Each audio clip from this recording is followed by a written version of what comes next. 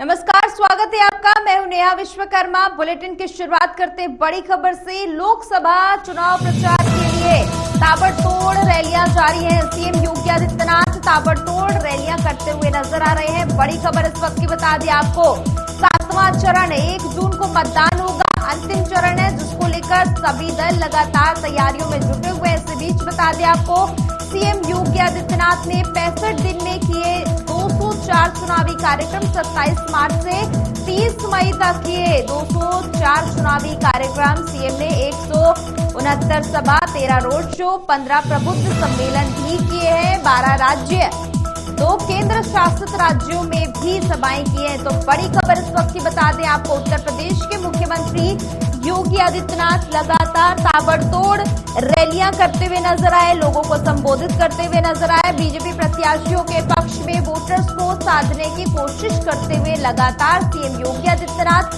नजर आए। बड़ी खबर इस वक्त की बता दें आपको, 12 राज्य, 2 केंद्र शासित प्रदेशों में सीएम योगी आदित्यनाथ ने जनसभाएं की है।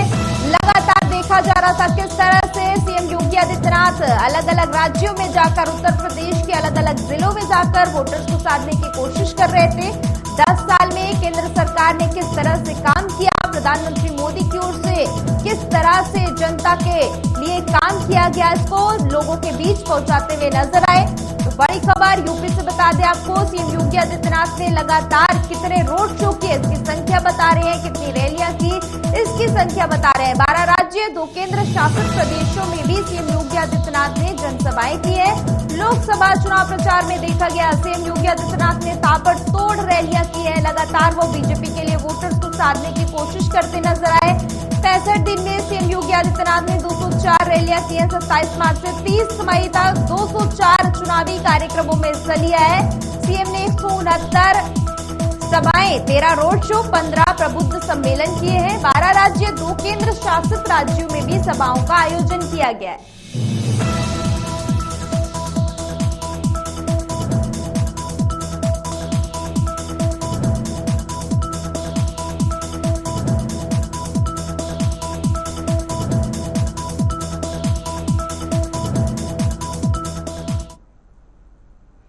इस पर ज्यादा जानकारी के लिए संवाददाता सिद्धार्थ प्रताप जुड़ चुके हैं। सिद्धार्थ, देखा कि किस तरह से सीएम योगी आदित्यनाथ लगातार जनता के बीच पहुंचे, वोटर्स को साधने की कोशिश की, क्योंकि अब अंतिम चरण का चुनाव है। उत्तर प्रदेश की 13 लोकसभा सीटों पर चुनाव है, क्या कुछ असर दिखेगा? ताबड़तोड़ रैलियां की सीएम योगी ने 65 दिन में 204 चुनावी कार्यक्रम किए। 27 मार्च से 30 मई तक किए 204 चुनावी कार्यक्रम। सीएम ने 170 के करीब सभाएं की, 13 रोड शो किए, 15 प्रबुद्ध सम्मेलन किए। 12 राज्य के 2 केंद्र शासित राज्यों में सभाएं की। देखिए, सीएम लगातार सभाएं करते रहे, चाहे उत्तर प्रदेश रहे, चाहे उत्तर प्रदेश के बाहर या केंद्र शासित प्रदेश रहे। देखिए, एक चीज सबसे महत्वपूर्ण है, लगातार वो एक चीज बताते रहे किस तरीके से डबल इंजन की सरकार ने काम किया। किस प्रमुख सम्मेलन में लगातार वो बताते रहे कि आप जाइए, जो प्रबुद्ध वर्ग है उसमें जाकर बताए किस तरीके से बीजेपी की जो सरकार है उसने काम किया, चाहे राज्य सरकार की बात कर लें, चाहे केंद्र सरकार की बात कर लें।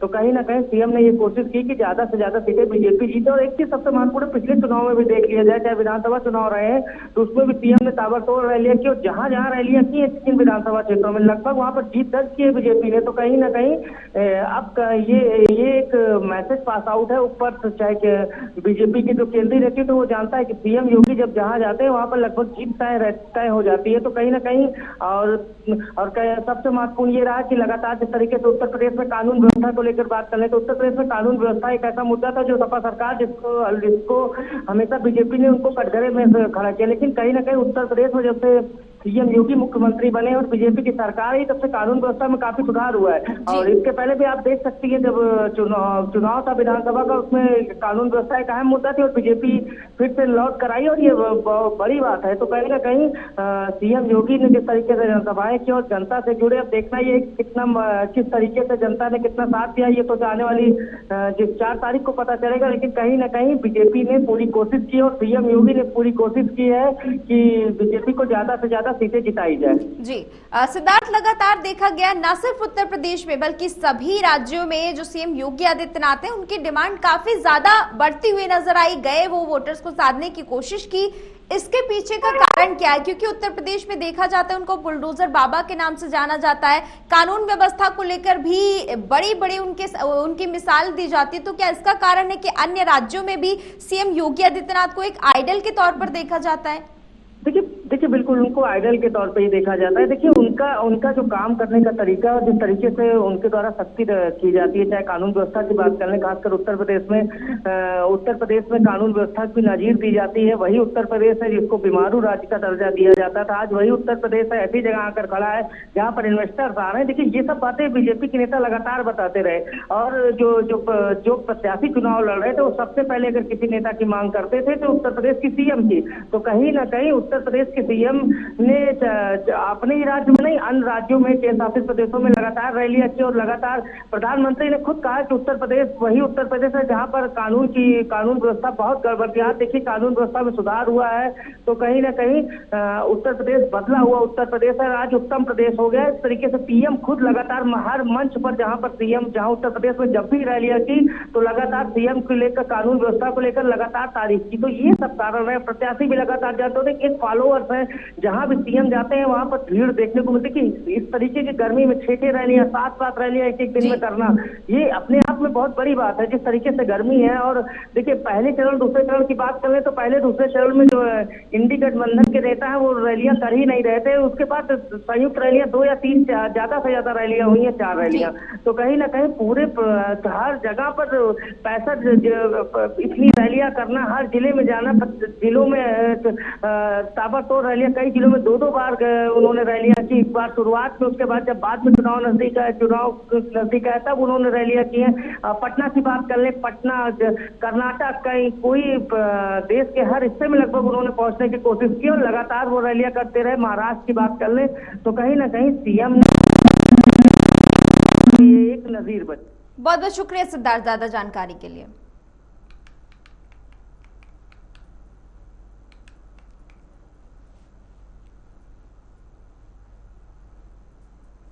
वहीं बिजनौर के नगीना में ट्रैफिक पुलिस ने शहर में विशेष वाहन चेकिंग अभियान चलाया है। अभियान के दौरान वाहन चालकों को यातायात नियमों की जानकारी दी गई तथा नियमों का उल्लंघन करने वालों के खिलाफ कार्रवाई की गई।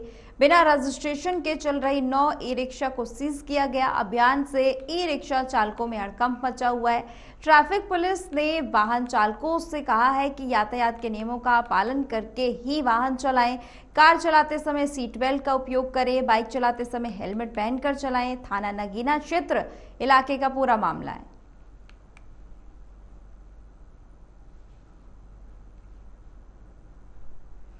हमीरपुर में एक 16 वर्षीय किशोर की नदी में डूबकर मौत हो गई, जिससे परिजनों में कोहराम मचा हुआ है। युवक अपने साथियों के साथ बेतवा नदी नहाने के लिए गया था। यहाँ नहाते समय गहरे पानी में चला गया और उसकी मौत हो गई। साथ ही आपको बता दें कि मौत होने के बाद साथियों की सूचना पर परिजनों ने गोताखोरों और पुलिस को पूरे मामले में खोजबीन के लिए बुलाया, जिसके बाद शव को रात होने तक नदी से निकाला जा सका।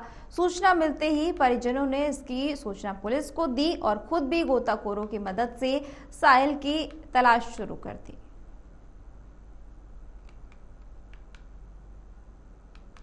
वहीं खबर झांसी से है, जहां नेशनल हाईवे पर 2 ट्रकों की आमने सामने जोरदार भिड़ंत हो गई, जिसमें एक चालक बुरी तरह से फंस गया, जिसे मौके पर पहुंची पुलिस ने रेस्क्यू कर लिया है, बाहर निकाला है और घायल चालक को उपचार के लिए झांसी मेडिकल कॉलेज भर्ती कराया गया है। वहीं जेसीबी की मदद से दुर्घटनाग्रस्त वाहन को कब्जे में लेकर कार्रवाई शुरू कर दी गई है। बता दें कि पुलिस मामले की जांच में जुट गई है। उत्तर प्रदेश के अमेठी में भीषण सड़क दुर्घटना में 3 लोगों की मौत हो गई। ओवर स्पीड बेकाबू ट्रेलर ने आधा दर्जन से अधिक गाड़ियों को अपनी चपेट में ले लिया।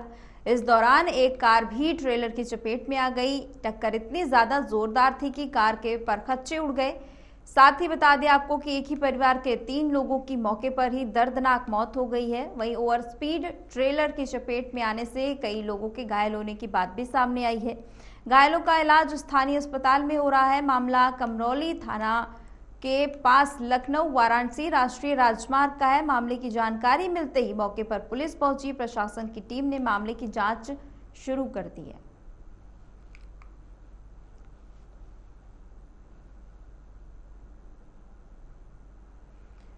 आगरा में जल निगम की पानी की टंकी में गुरुवार को नाबालिग मजदूर की डूबने से मौत हो गई। ये बता दें आपको कि वो ठेकेदार के साथ वाल्व ठीक करने के लिए गया था। घटना की जानकारी पर मृतक के परिजन पहुंच गए।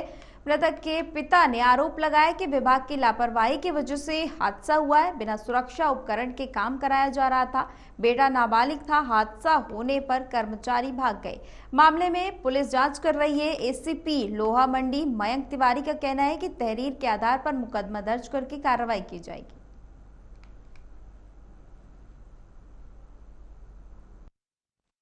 देखिए, गढ़ी भदौरिया जगदीशपुरा है, वहाँ से सूचना आती है कि पानी की टंकी जो है यहाँ पे, उसमें सफाई के लिए 2 युवक उतरे थे, एक युवक वापस नहीं आया है। इस पे पुलिस और प्रशासन की टीम तुरंत एक्शन में आती है। रेस्क्यू करवाया जाता है और जो लड़का था उसको नीचे उतारा गया है। एसएन मेडिकल कॉलेज भेजा जा रहा है। बाद वहाँ इलाज के लिए भेजा गया है। जैसी रिपोर्ट होगी वो आगे पेश की।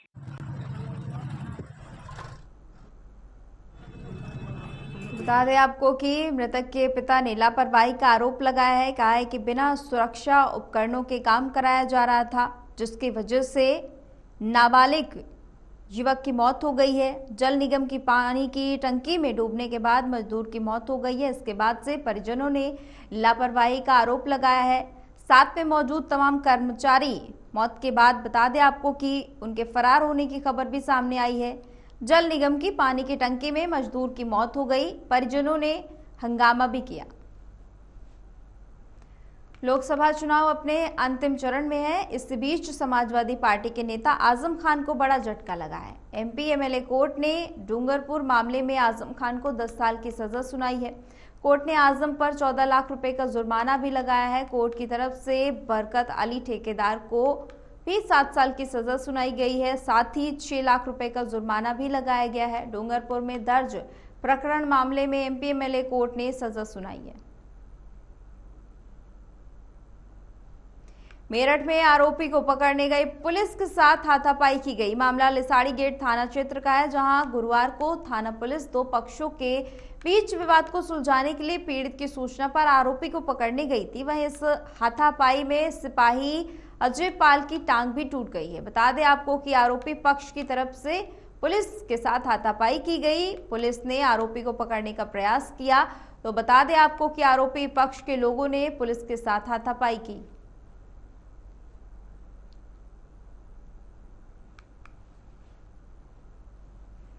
प्यार की राह में हमेशा मुश्किल बताई गई है, लेकिन अगर उसमें धोखा आ जाए तो इस सफर का अंजाम बुरा हो सकता है। श्रावस्ती जिले में एक ऐसा ही मामला सामने आया। दरअसल बता दें आपको कि भिनगा कोतवाली क्षेत्र के बंठीहवा गांव में रहने वाला एक युवक एक लड़की से शादी करने का झांसा देकर 2 सालों तक उसका यौन शोषण करता रहा। जब प्रेमी शादी करने से मुकर गया तो पीड़ित युवती ने भिनगा कोतवाली और उसके बाद एसपी से लेकर सीएम यूपी को गुहार लगाई। पीड़ित युवती ने बताया कि युवक और उसके बीच 2 साल से प्रेम प्रसंग चल रहा था। बार बार कहता था कि शादी करेंगे और 2 साल से शादी का झांसा देकर उसके साथ शारीरिक संबंध बना रहा था। बात जब घर वालों तक पहुंची तो युवती ने बता दें आपको कि घर वालों ने बात करनी चाहिए तो शादी पर राजी हो गए, जिसमें मंगनी की रस्म भी अदा हो गई। अब युवक और उसके घर वाले शादी करने से इनकार कर रहे हैं, जबकि इसकी शिकायत स्थानीय पुलिस चौकी पर की गई थी। तो वहीं बता दें आपको कि कोतवाली भिनगा भेज दिया गया, जहां पर कोई कार्रवाई, कोई सुनवाई नहीं हुई। अब युवती ने पुलिस अधीक्षक से मुलाकात की है, कार्रवाई की मांग की है।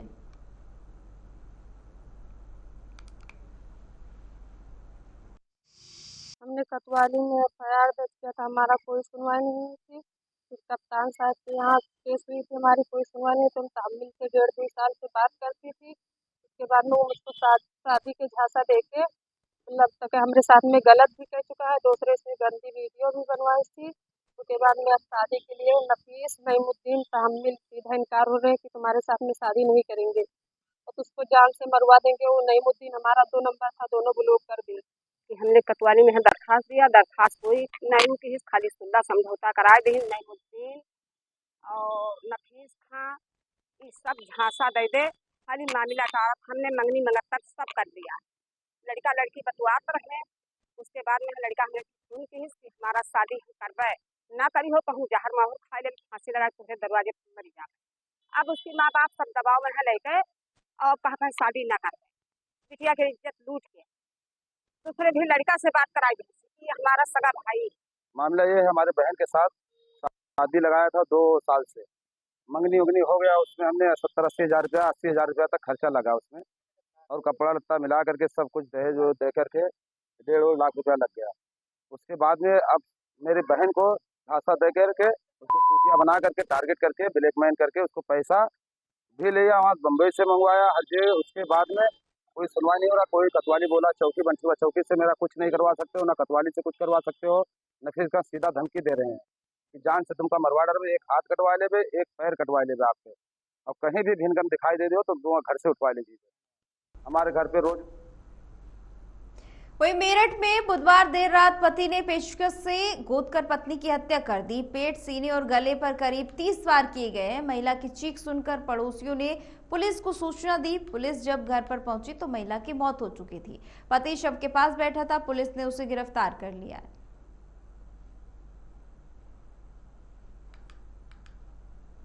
लोकसभा चुनाव में सीएम योगी आदित्यनाथ और कई बीजेपी के नेता प्रदेश के माफिया मुक्त होने का दावा कर रहे थे, लेकिन इन दावों की अब पोल खुलती हुई नजर आ रही है। बीजेपी राज्य में बीजेपी के नेता ही सुरक्षित महसूस नहीं कर रहे। दरअसल कौशाम्बी जिला पंचायत अध्यक्ष के पति ने अपनी हत्या की आशंका जताई है। डीएम और एसपी से शिकायत की गई, उन्होंने सुरक्षा बढ़ाने की मांग की है। अफसरों को बताया है कि लग्जरी कार और बाइक से शूटर उनका पीछा करते हैं।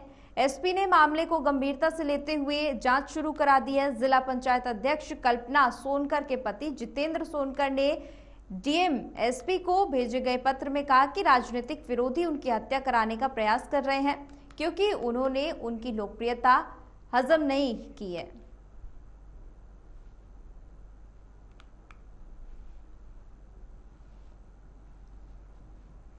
गाजियाबाद में थाना टीला मोड़ की चौकी पर फरूख नगर पर तैनात एक पुलिसकर्मी की रील वीडियो तेजी से वायरल हो रही है। रील पर अब पुलिस विभाग ने संज्ञान लिया है। बताया जा रहा है कि रील में इस्तेमाल हुई बाइक शालीमार गार्डन चौकी पुलिस ने सीज कर दी थी, जिसे चौकी पर तैनात एक कांस्टेबल जमा कराने के लिए ले जा रहा था। चौकी से निकलते वक्त किसी व्यक्ति ने इसका वीडियो बना लिया और उसे एक रील के रूप में देकर वायरल कर दिया। बता दें आपको कि पुलिस का कहना है कि इस मामले में कार्रवाई की जा रही है।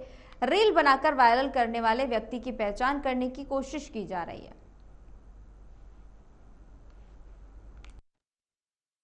कल दिनांक 29 मई 2024 को एक ट्वीट के माध्यम से एक वायरल रील संज्ञान में आती है, जिसमें थाना टीला मोड़ के फरूख नगर चौकी पर तैनात एक पुलिसकर्मी बाइक पर सवार दिख रहे हैं तथा बैकग्राउंड में गाना बज रहा है। तत्काल ही इसको संज्ञान में लेते हुए जांच की गई तो यह तथ्य सामने आया कि ये बाइक दिनांक 20 मार्च 2024 को कागज पर्याप्त न होने की वजह से इसे पुलिस द्वारा सीज किया गया था तथा थाने पर ले जाते वक्त किसी अज्ञात व्यक्ति ने इसकी वीडियो बना ली तथा इसको रील्स का रूप देकर सोशल मीडिया प्लेटफॉर्म पर अपलोड कर दिया, जिसे बाद में ट्वीट किया गया है। जल्द ही रील्स बनाने वाले व्यक्ति का पता लगाकर आवश्यक विधिक कार्रवाई की जाएगी।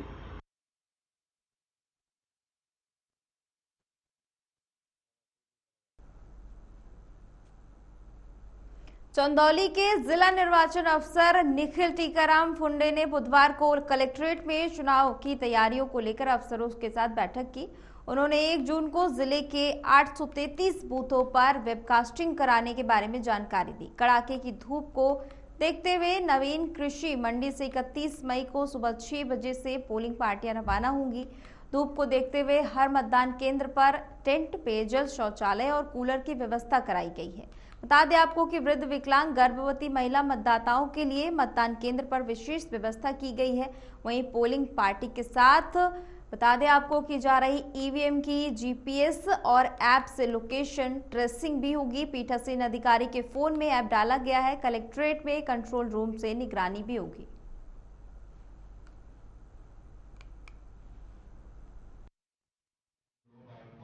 जनपद में 1 जून 2024 को मतदान तिथि निर्धारित है। सामान्य निर्वाचन 2024 जो चल रहा है उसकी, इसी के परिप्रेक्ष्य में आज हमने सभी जनपद के मीडिया बंधु को बुलाया था। जो तैयारियां प्रशासन की तरफ से इस चुनाव को सकुशल संपन्न करने के लिए की जा रही है। मैं आपको बता दूं कि जनपद चंदौली में 2 लोकसभा निर्वाचन क्षेत्र आते हैं, जिसमें से एक लोकसभा निर्वाचन क्षेत्र चंदौली का मैं रिटर्निंग अफसर भी हूँ। इस लोकसभा निर्वाचन क्षेत्र में 1868 मतदेय स्थल बनाए गए हैं। इनमें से 3 विधानसभाएं सैयद राजा, सकलडीहा, मुगलसराय ये जनपद चंदौली में है, और शिवपुर और अजगरा ये 2 विधानसभाएं जनपद बनारस में आती हैं। सभी मतदेय स्थलों पर एएमएफ की फैसिलिटी यानी कि मिनिमम आधारभूत सुविधाएं जो हमको देनी होती है मतदाताओं के लिए, वो सभी हम लोगों ने सुनिश्चित की है। हमारा प्रयास है कि गर्मी को दृष्टिगत, लू के दृष्टिगत सभी मतदान केंद्रों पे एक अच्छा वातावरण रहे। वहाँ सभी जगहों पर हम लोगों ने छाया की व्यवस्था के लिए टेंट या शामियाना लगाने का निर्देश दिया है। इसके साथ साथ वहाँ पर पीने के लिए पानी, बैठने के लिए पर्याप्त संख्या में कुर्सियाँ और टेबल।